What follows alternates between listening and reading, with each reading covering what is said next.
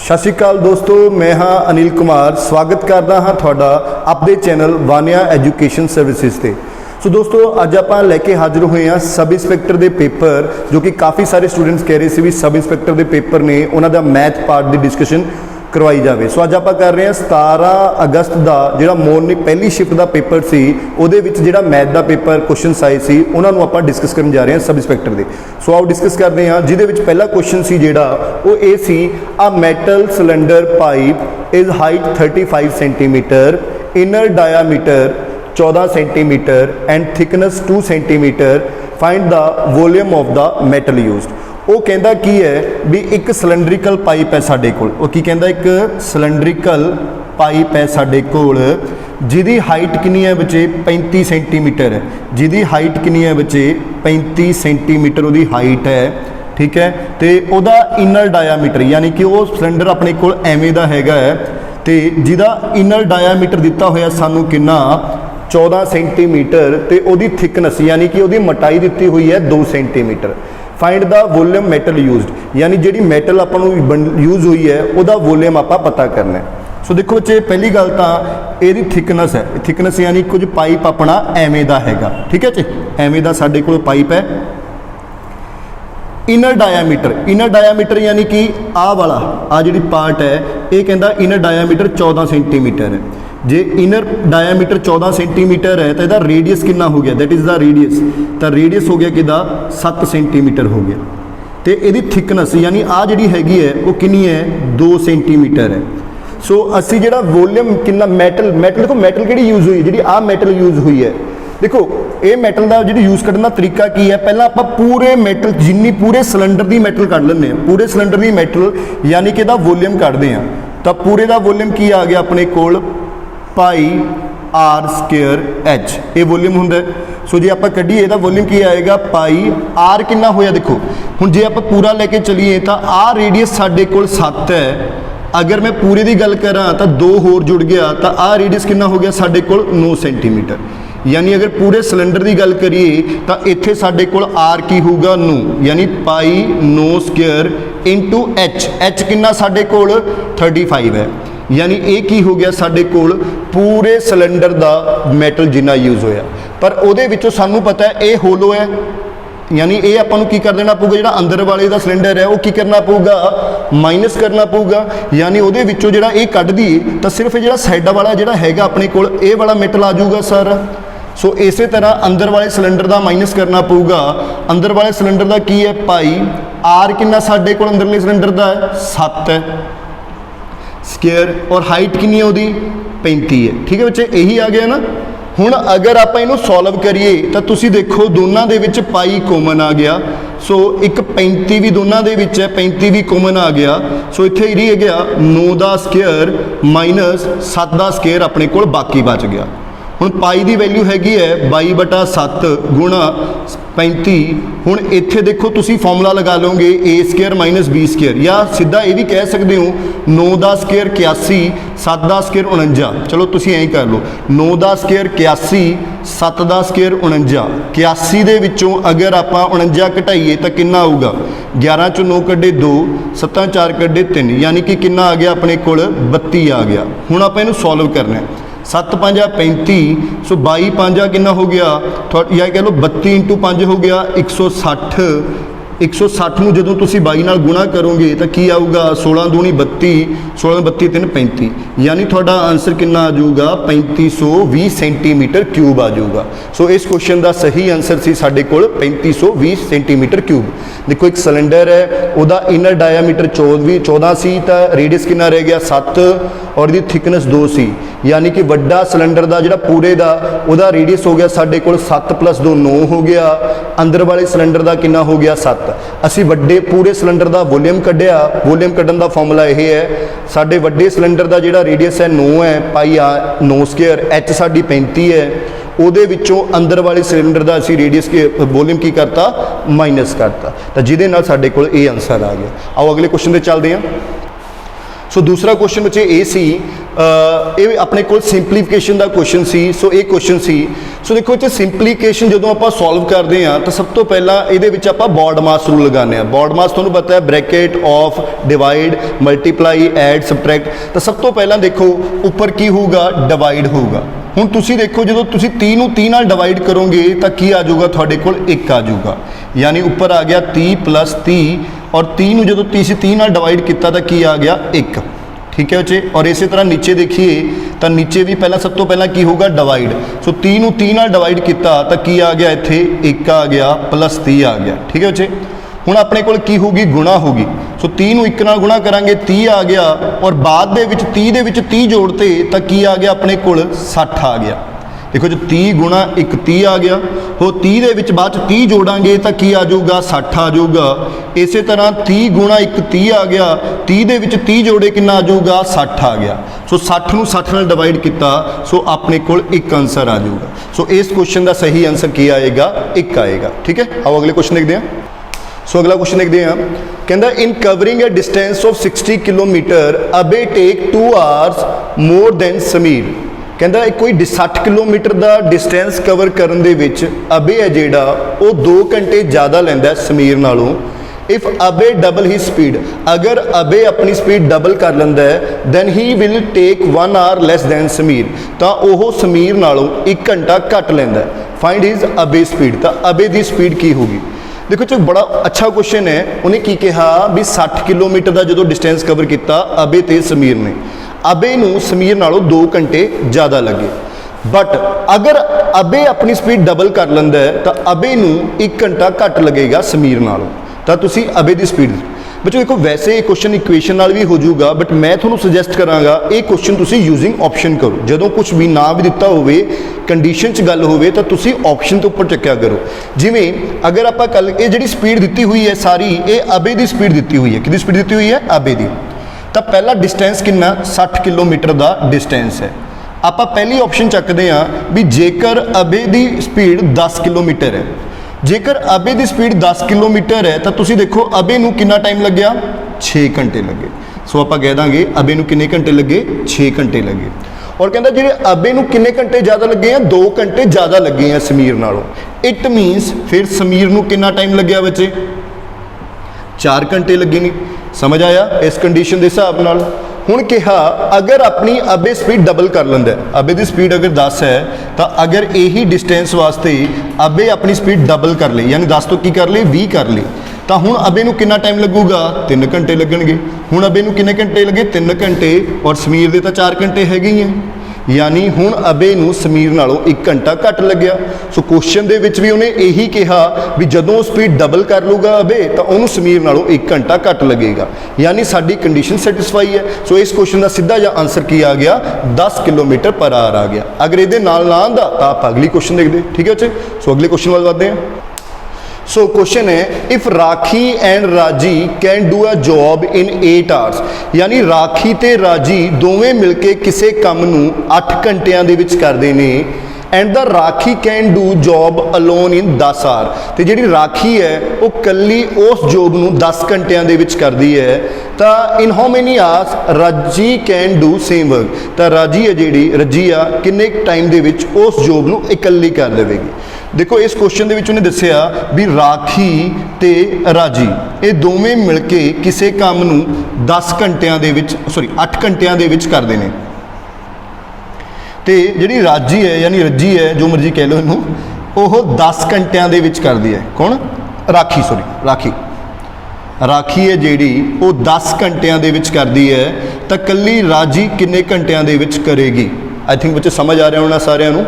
सो आप देखांगे सब तो पहला टोटल वर्क लवांगे। टोटल वर्क की आऊगा इन्हां दा एलसीएम आ गया जो कि कितना आ गया 40 यूनिट। सो टोटल वर्क आ गया इन्हां दा एलसीएम 40 यूनिट। ये दोवें 8 घंटिया दे विच 40 यूनिट करदियां ने, यानी कि 1 घंटे दे विच कितना करदियां ने दोवें 5 यूनिट काम करदियां ने। सो दोवें मिलके 1 दिन घंटे दे विच 5 यूनिट काम करदियां ने। हुण राखी है जी वो 10 घंटिया दे विच 40 यूनिट काम करती है। हुण तुसीं देखो राखी 40 यूनिट काम 10 घंटिया दे विच करती है, यानी 1 घंटे दे विच कितना काम करती है 4 यूनिट। सो 4 यूनिट ये हो गए। ਹੁਣ ਦੇਖੋ ਦੋਵੇਂ मिल के राखी ते राजी 5 यूनिट काम करदियां ने 1 घंटे दे विच। जे गल करिए राजी दी तां रज्जी 4 यूनिट काम करदी है, तां बाकी की कौन बची अपने कोल? रज्जी। तां रज्जी कितना करदी होगी? 1 यूनिट, यानी कि रज्जी 1 घंटे दे विच 1 यूनिट काम करदी है। अगर रज्जी 1 यूनिट काम 1 घंटे च करदी है तां 40 यूनिट काम कितने देर च कर दूगी बच्चे? 40 घंटिया। सो अपना आंसर की आऊगा इस क्वेश्चन का भी रज्जी है जी वो पूरा काम किन्ने घंटिया करूगी? 40 घंटिया दे विच करेगी। ठीक है। सो दोस्तों नाल नाल साडे चैनल को सबसक्राइब भी करो ताकि आने वाली जिन्नी भी वीडियो ने तुहाडे कोल उन्हां दी नोटिफिकेशन तुहाडे तक पहुँच सके। तो बैल आइकन नूं जरूर क्लिक करो। आओ अगले क्वेश्चन वाल वधदे हैं बच्चे।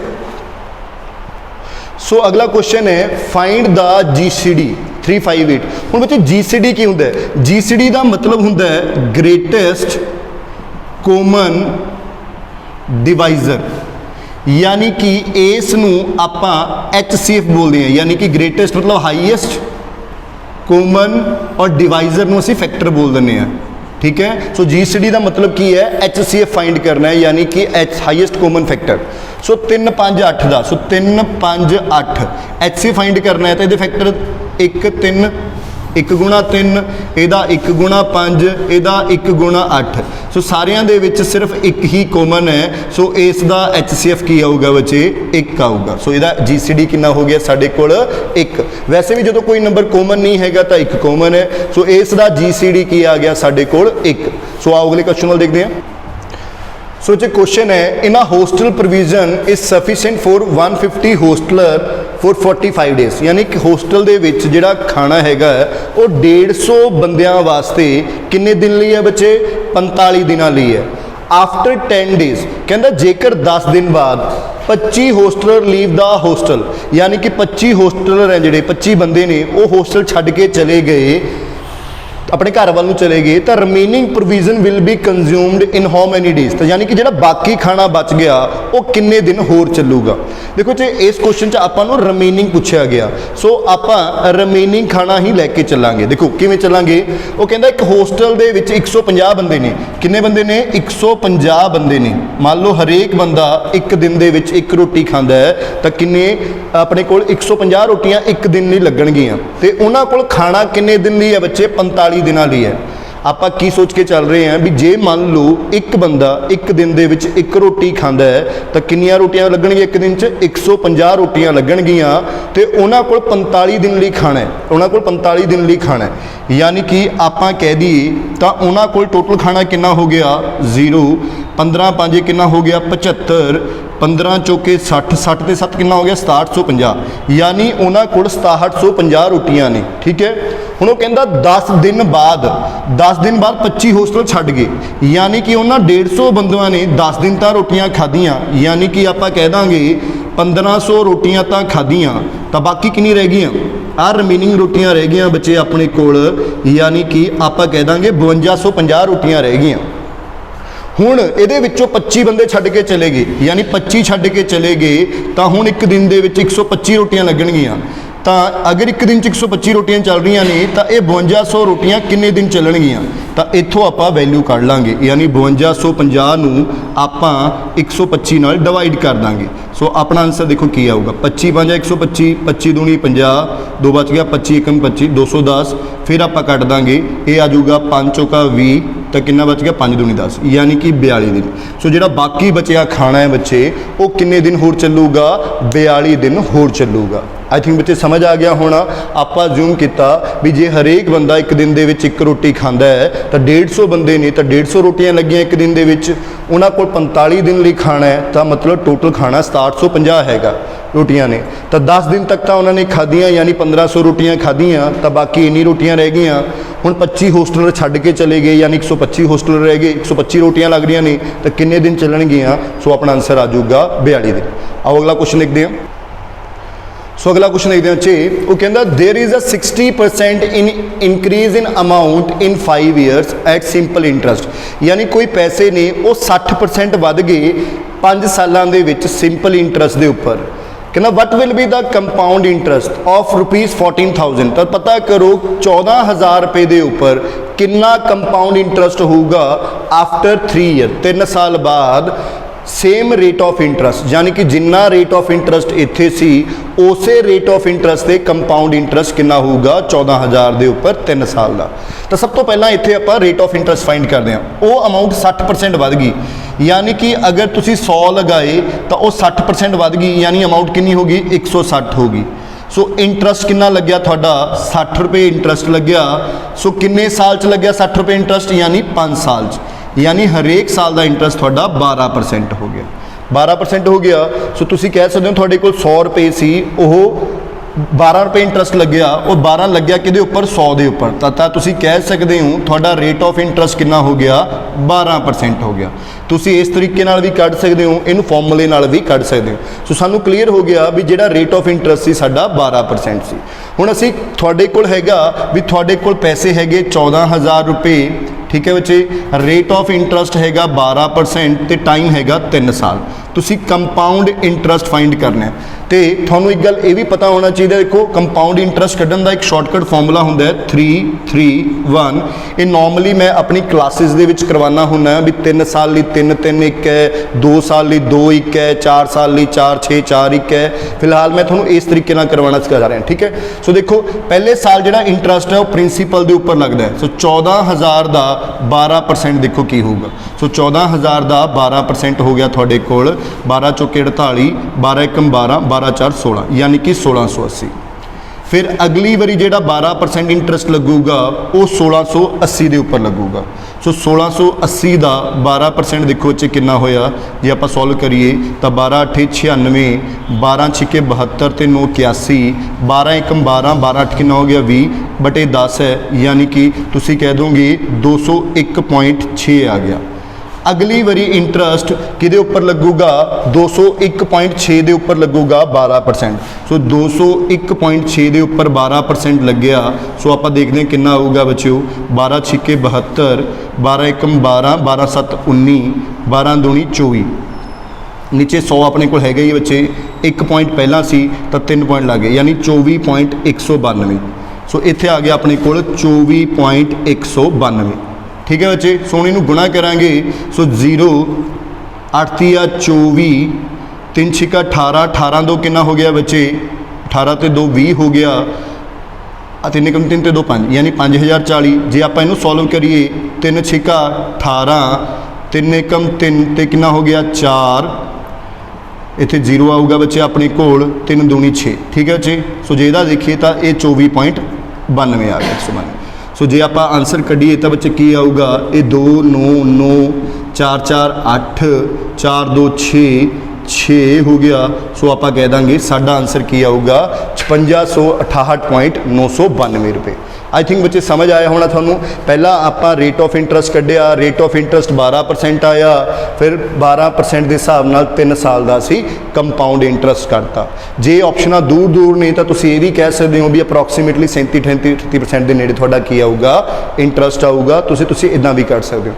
मेरे ख्याल नाल उम्मीद करदा थानू समझ आया होगा ये। आओ अगले क्वेश्चन वाल देखते हैं। सो जी नेक्स्ट क्वेश्चन है the compound interest on a certain some of money for 2 years at the rate of 10% is ₹546, ठीक है 546 है। यानी कि कंपाउंड इंटरस्ट किसी मनी के उपर 2 साल का 10% रेट ऑफ इंटरस्ट के हिसाब नाल कितना है 546 है। तो simple interest on the same sum मतलब उसे प्रिंसीपल के उपर डबल द टाइम यानी 2 साल है तो 4 साल ली रेट ऑफ इंटरस्ट अगर पहला 10% है तो हाफ रेट ऑफ इंटरस्ट लिए कितना होएगा आपने की पता करना है कंपाउंड इंटरस्ट सिंपल इंटरस्ट कितना होगा। सो पहली गल तो सानू प्रिंसीपल लभना पऊगा। सब तो पहला की लभना पऊगा सानू प्रिंसीपल लभना पऊगा तो सानू कंपाउंड इंटरस्ट दिता होया।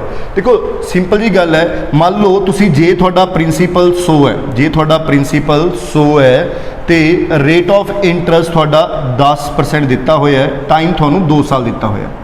तो आप मानते हैं देखो सब तो पहला जो इंटरस्ट है सिंपल कंपाउंड इंटरस्ट है तो कंपाउंड इंटरस्ट लिए 2 साल लिए थोनू मैं एक फंडा दस्या होया 2-1 फंडा दस्या होया। जे नहीं पता लगता तो तुसीं ऐ करो पहली बारी इंटरस्ट 100 के उपर लगूगा कितना लगूगा 10%। 100 के उपर 10% इंटरस्ट लग गया यानी कितना लग गया 10 रुपये इंटरस्ट लग गया। सो अगली अमाउंट बन गई 110। सो अगली बारी इंटरस्ट थोनू 110 के उपर लगूगा 10% यानी कि 11 रुपये। ਤਾਂ ਤੁਸੀਂ ਕਹਿ ਦੋਗੇ ਇਹ 2 ਸਾਲ ਦਾ ਕੰਪਾਊਂਡ ਇੰਟਰਸਟ ਹੋ ਗਿਆ 21 ਯੂਨਿਟ ਹੋ ਗਿਆ। ਯਾਨੀ ਜੇ ਤੁਸੀਂ ਆਪਣੇ ਪ੍ਰਿੰਸੀਪਲ ਨੂੰ 100 ਯੂਨਿਟ ਮੰਨਿਆ ਤਾਂ ਤੁਹਾਡਾ ਕੰਪਾਊਂਡ ਇੰਟਰਸਟ ਕਿੰਨਾ ਆਇਆ 2 ਸਾਲ ਦਾ 21 ਯੂਨਿਟ ਆਇਆ। ਬਟ ਉਹ ਕਹਿੰਦਾ ਕੰਪਾਊਂਡ ਇੰਟਰਸਟ ਕਿੰਨਾ 546 ਹੈ। ਯਾਨੀ ਜਿਹੜਾ 21 ਯੂਨਿਟ ਤੁਹਾਡਾ ਉਹ 546 ਦੇ ਬਰਾਬਰ ਹੈ। ਤਾਂ 1 ਯੂਨਿਟ ਕਿਹਦੇ ਬਰਾਬਰ ਆ ਗਿਆ ਤੁਹਾਡਾ 546 ਡਿਵਾਈਡਡ ਬਾਈ 21। ਯਾਨੀ ਅਗਰ ਆਪਾਂ ਇਹਨੂੰ ਸੋਲਵ ਕਰੀਏ ਤਾਂ ਆਪਾਂ ਕਹਿ ਦਾਂਗੇ 7 ਜਾਂ 21 7 ਛਿਕਾ 42 7 7 49 7 7 49 ਤੇ ਬਾਕੀ ਬਚ ਗਿਆ 5 7 8 56। ਯਾਨੀ ਕਿ ਤੁਹਾਡਾ 1% 26 ਦੇ ਬਰਾਬਰ ਆ ਗਿਆ। ਸੋ ਤੁਹਾਡਾ ਪ੍ਰਿੰਸੀਪਲ 100 ਯੂਨਿਟ ਹੈ। ਸੋ ਤੁਹਾਡਾ ਜਿਹੜਾ ਪ੍ਰਿੰਸੀਪਲ ਹੋਊਗਾ ਉਹ ਕਿੰਨਾ ਆ ਜਾਊਗਾ 2600 ਆ ਜਾਊਗਾ। ਸੋ ਇੱਥੋਂ ਸਾਨੂੰ ਇਹ ਕਲੀਅਰ ਹੋ ਗਿਆ ਵੀ ਜਿਹੜਾ ਸਾਡਾ ਪ੍ਰਿੰਸੀਪਲ ਹੈ ਉਹ ਕਿੰਨਾ ਹੈ ਸਾਡਾ 2600 ਹੈ। देखो जे आप पहला कंपाउंड इंटरस्ट कढ़िया कंपाउंड इंटरस्ट 21 यूनिट आया और 21 यूनिट साडा 546 के बराबर है 1 यूनिट 26 के बराबर आ गया तो साडा प्रिंसीपल आ गया 2600 रुपये। हुण असीं सिंपल इंटरस्ट कढ़ना है तो सानू पता है साडा प्रिंसीपल हो गया 2600 रुपये तो रेट की हो गया हाफ हो गया यानी 10% सी तो कितना हो गया 5% हो गया तो टाइम साडा डबल हो गया यानी अगर 2 साल सी तो कितना हो गया 4 साल हो गया। सो इन्हें सॉल्व करांगे 26 5 चौका 20 हो गया। सो सॉल्व करिए तो 26 दूनी 52 यानी साडा सिंपल इंटरस्ट कितना आऊगा 520 रुपये साडा सिंपल इंटरस्ट आऊगा। उम्मीद करना बहुत दोस्तों थोड़ा सारा कुछ समझ आ रहा होगा। जे समझ आ रहा तो साडी वीडियो को लाइक जरूर करो शेयर करो तो सबसक्राइब भी करो साडा चैनल। आओ अगे चलते हैं। सो नैक्सट क्वेश्चन देखते हैं बच्चे। क्वेश्चन है कहना a metallic of edge 4 centimetre weight 4 hectogram यानी कि क्यूब है जिसका हरेक एज कितना है मेटालिक क्यूब पाना से बच्चे मेटालिक क्यूब जिसका कि एज कितना 4 सेंटीमीटर है तो वह वेट कितना 4 हेक्टोग्राम है। कहता what will be the length of the each edge of another cube यानी एक होर क्यूब है वह एज पता करना है उस क्यूब का वेट कितना 32 हेक्टोग्राम है उस वेट का वेट कितना 32 हेक्टोग्राम है तो उस क्यूब की एज कितना होगा। देखो चे पहली गल तो एक चीज़ सुनो जो वेट होंगे वेट एक तरह का वॉल्यूम वो जिन्ना वॉल्यूम है उन्होंने मल्टीप्लाई कर दो जिन्ना भी है भी 1 सेंटीमीटर क्यूब ये बराबर है तो साढ़े को वेट आ जाता है यानी कि वेट कढ़न लई सानू वॉल्यूम की लोड़ पैंदी है। पर वॉल्यूम के एक केस में समझो थोड़ा मैं इस क्वेश्चन को थोड़ा जा पिछे हटा के थोड़ा एक नवी चीज़ समझावांगा फिर थोड़ा इस क्वेश्चन के उपर लैके आवांगा। जिमें कि मान लो मैं थोड़ा कहदा मेरे कोल एक क्यूब है मेरे कोल की है एक क्यूब है उसकी हरेक साइड 1 सेंटीमीटर है उसकी लेंथ ब्रैड ते हाइट कितनी है 1 सेंटीमीटर है। ठीक है बच्चे। सो इसका वॉल्यूम की होगा मैं थोड़ा कह दाँगा यदा वॉल्यूम तो वॉल्यूम ऑफ क्यूब की होंगे ए क्यूब यानी जिन्नी साइड है उन्होंने 3 बारी गुणा कर दो। सो आप कह देंगे यदा वॉल्यूम आ गया 1 गुणा 1 गुणा 1 यानी कि 1 सेंटीमीटर क्यूब वेट। अगर आप ये साइड में डबल कर दिए की कर दिए हरेक साइड में की कर दिए डबल कर दिए यानी कि कर दिए 2 2 2 कर दिए। सो फिर वॉल्यूम की आऊगा फिर वॉल्यूम आऊगा 2 गुणा 2 गुणा 2 गुणा 2 यानी कि 8 सेंटीमीटर क्यूब आएगा। तुसी ये एक चीज़ का ध्यान रखो भी जेड़ा वॉल्यूम थोड़े को पहला सी तुसी ओदी हरेक साइड में डबल किया तो थोड़ा जो वॉल्यूम है वो कितना हो गया उसका 8 गुणा हो गया। इस चीज़ का ध्यान रखना है वॉल्यूम क्यूब 3D दे विच जदों तुसी वॉल्यूम करते हो अगर तुसी साइडां नूं डबल कर रहे हो तो थोड़ा वॉल्यूम कितना हो जाता है 8 गुणा हो जाता है। सो इस क्वेश्चन भी ध्यान नाल देखो वो कहता जदों एज कितना सी 4 सेंटीमीटर सी थोड़ा वेट कितना सी 4 हेक्टोग्राम सी कितना सी 4 हेक्टोग्राम। हुण कहना थोड़ा बाद दे विच वेट कितना हो गया 32 हेक्टोग्राम हो गया कितना हो गया 32 हेक्टोग्राम हो गया यानी कि इसका 8 गुणा हो गया कितना हो गया वॉल्यूम 8 गुणा हो गया। ये 8 गुणा वॉल्यूम कदों हुंदा है जदों साइडां नूं की करदे हैं आपां डबल कर रहे हैं। सो इस हिसाब से इसका एज की हो जाएगा डबल हो जाएगा यानी कितना होगा 8 सेंटीमीटर होगा। सो इस क्वेश्चन का सही आंसर किया होगा 8 सेंटीमीटर आऊगा। समझ आई मेरी गल बच्चे। देखो पहली गल जदों भी तुसी जो साइड थोड़ी पहली है उस साइड में अगर तुसी डबल कर दोगे तो थोड़ा वॉल्यूम 8 गुणा हो जाऊगा। ठीक है जी। सो ये भी देखो 4 सेंटीमीटर सी तो थोड़ा वॉल्यूम 4 हेक्टोग्राम हो गया हेक्टोग्राम 32 गुणा हेक्टोग्राम हो गया यानी इसका 8 गुणा हो गया। जे ये 8 गुणा होया यानी इसकी साइड की होगी इसका डबल होगी। सो इसका आंसर की आऊगा 8 सेंटीमीटर इसका आंसर आऊगा। सो अगले क्वेश्चन वाल देखते हैं। सो नैक्सट क्वेश्चन वाल देखते हैं। सो कहता ए की वैल्यू ये है, बी की वैल्यू ये है, सी की वैल्यू ये है। सो ए प्लस बी गुणा सी डिवाइडेड बाय 1000 थोड़ा की आंसर आऊगा। सो देखते हैं बच्चे, सब तो पहला ए देखते हैं बच्चे, ए की वैल्यू कितनी आई है। सो सब तो पहला ए दे ब्रैकेट दे विच की सॉल्व होगा, डिवाइड सॉल्व होगा। सो 20 नू अगर आप 4 नाल डिवाइड करांगे तो की आंसर आऊगा, 20 नू तुसी 4 नाल डिवाइड करो तो तुहाडे कोल की आऊगा, 5 आऊगा। यानी इत्थे की हो गया 120 माइनस 5, यानी कि थोड़े को ए की वैल्यू 115 आ गई। ठीक है बच्चे। इस तरह अगर आप बी की वैल्यू कढ़ीए तो बी दे विच भी सब तो पहला डिवाइड सॉल्व होगा। सो 28 नू 7 नाल डिवाइड करिए तो की आ जाऊगा, -4 आ गया। सो इत्थे उस तो बाद गुणा होगी, -20 नू -1 नाल गुणा करिए तो माइनस माइनस की हो जाएंगे प्लस, यानी इत्थे आ गया 20 और -4। सो 20 चो 4 कड्ढे कितना आ गया, 16 आ गया। यानी बी की वैल्यू थोड़े को 16 आ गई। इस तरह अगर आप सी की वैल्यू कढ़ीए तो सब तो पहला गुणा होगा। सो इत्थे की हो गया साडे कोल 5 6 30, यानी 28 माइनस 30 प्लस 2। सो इत्थे की हो गया, सब तो पहला 28 दे विच 2 जोड़े 30, 30 दे विचों 30 कढ़े, यानी सी की वैल्यू की आ गई साडे कोल 0 आ गई। सो इत्थों क्लीयर हो गया ए की वैल्यू 115 है, बी की वैल्यू 16 है तो सी की वैल्यू कितनी है, 0 है। सो हुण जे आप इत्थों शुरू करिए तो ए की वैल्यू 115, बी की वैल्यू 16, सी की वैल्यू 0 डिवाइड 1000, जिन्हों 1000 नाल डिवाइड करिए तो तुसी आप देखो बच्चे, बी नू 16 नू 0 नाल गुणा करोगे 16 0 आ जाऊगा। सो थोड़े कोल 115 डिवाइडेड बाय 1000 आ गया। जे तुसी इनू इदां लिख दोगे या कटिंग करके तो थोड़ा आंसर 0.115 आ जाऊगा। यानी थोड़ा आंसर की आया, 0.115 आया। उम्मीद करता हूं दोस्तों समझ आ रहा होगा। सो आओ अगले क्वेश्चन वाल बढ़ते हैं। सो अगला क्वेश्चन है, which digit should come in the place of @ and hash if the number 54264 @ is divided by 8 and 5। So देखो ने की कहा भी थोड़े को नंबर है 5426 @ ये नंबर थोड़ा 8 ते भी डिविजिबल है तो 5 ते भी डिविजिबल है। सो इत्थे @ ते हैश की थां ते की आऊगा। पहली गल तो देखो बच्चे, अगर ये नंबर 5 ते डिविजिबल है तो लास्ट दे विच हमेशा की आऊगा, या तो 0 आऊगा या लास्ट दे विच की आऊगा 5। सो 5 किते है ही नहीं। सो एक गल क्लीयर हो गया भी लास्ट दे विच की आऊगा, 0 आऊगा। सो लास्ट दे विच की आऊगा साडे कोल 0, यानी हैश की वैल्यू कितनी होगी, 0। हुण कोई नंबर 8 ते भी डिविजिबल है तो 8 की डिविजिबिलिटी का रूल की कहता है भी लास्ट के 3 नंबर थोड़े 8 ते डिवाइड होने जरूरी ने। सो लास्ट के 3 नंबर की हो गए 4 @ 0, ये 8 ते डिवाइड करने ने। देखो हुण 8 ते डिवाइड करने ने, जे मैं ए की वैल्यू नू 5 पुट करना, ये मान लो ए की वैल्यू नू 1 पुट करना, ए नू मैं की पुट करना 1। सो मैं देखा ए हो गया 410। पहली गल तो एक ऑप्शन च है नहीं, वैसे चलो करके भी देख लो। 8 5 40 किन्ने बच गए 10, यानी कि 1 पुट करने नाल नहीं होगा।